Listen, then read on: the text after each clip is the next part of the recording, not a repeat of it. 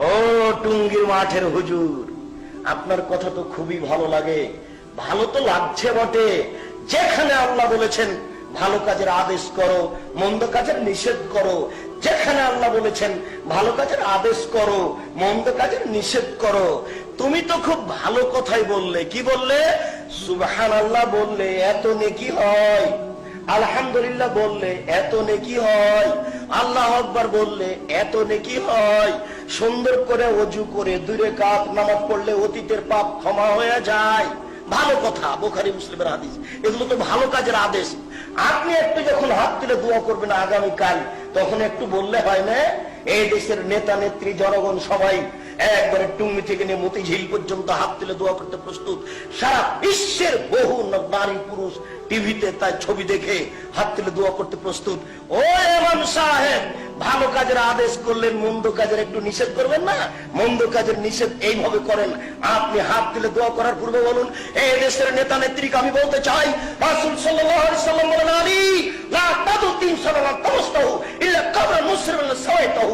আলী, তুমি ছাড়বে না কোন উঁচু কবর, সবকে ভেঙে সমান করে দাও, এরপর মাটির সাথে মিশিয়ে দাও।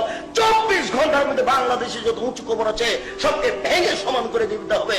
হোক না কেন শাহপরান, হোক না কেন শাহজালাল, হোক না কেন খাজা মঈনুদ্দিন চিশতি, হোক না কেন আপনার সেই গোলাপ শাহের মাজার। রাসূল আদেশ করেছে, মুসলিম শরীফের মুসলিম গ্রন্থের হাদিস। আমি টুঙ্গির মুনাজাতে, আখেরি মুনাজাতের পূর্বে বক্তব্য বলছি, শুনুন দেশবাসী, মন্দ কাজের নিষেধ করে গেলাম।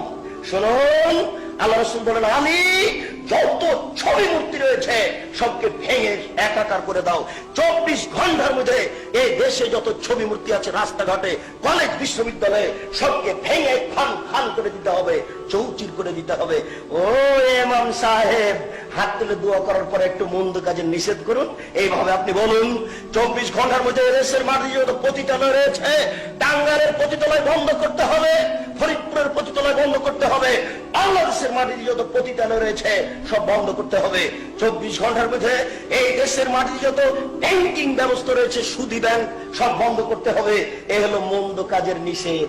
আপনার ভালো কাজের সাথে একটু মন্দ কাজের নিষেধ থাকে না? কিসের হাত তুলে দোয়া করা দেখাচ্ছেন আপনি? আপনার আখেরি মোনাজাত যদি সারা পৃথিবীর মানুষ উপস্থিত হয়, সারা পৃথিবীর মানুষই পাবে। কেন? আপনার আখেরি মোনাজাত সুন্নাত দিয়ে প্রমাণ করা যাবে না? কি বলতে চাচ্ছেন আপনি?